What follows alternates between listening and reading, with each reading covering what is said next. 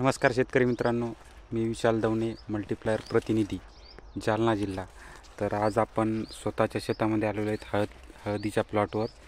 तर हा जो प्लॉट दिसतो आहे तुम्हाला, हा प्लॉट 1.5 एकरचा आहे. तर या हळदीच्या प्लॉटची लागवड 29 मे 2025 या रोजी केलेली आहे. तर आतापर्यंत प्रति महिना 1 किलो याप्रमाणे ड्रिपनं मल्टीप्लायर सोडलेलं आहे. आणि या हळदीला जवळपास 3 रासायनिक खताचे डोस दिलेले आहेत आपण. तर प्रत्येक डोसमध्ये एकरी 1 किलो याप्रमाणे मल्टीप्लायर कोटिंग करून, रासायनिक खतासोबत कोटिंग करून आपण दिलेलं आहे.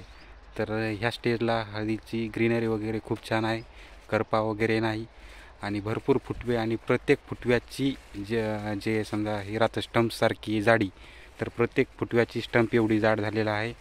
तर हळदीला जवळपास 4-4, 5-5 कांड्या तयार पण झालेल्या आहेत खाली. तर मी फुटवे वगैरे दाखवतो, स्टंप दाखवतो, पण आता खाली अंधार आहे, तो दिसणार नाही. तरी पण जेवढं होईल तेवढं दाखवतो तुम्हाला, बघून घ्या.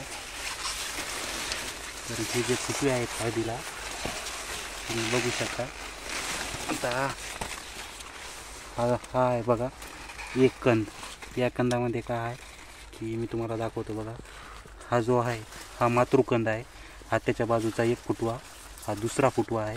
त्याच्यानंतर इकडे एक तिसरा फुटवा आहे. त्याच्यानंतर हा पलीकडला हा जो आहे हा चौथा आहे. त्याच्यानंतर हा 5वा फुटवा आहे.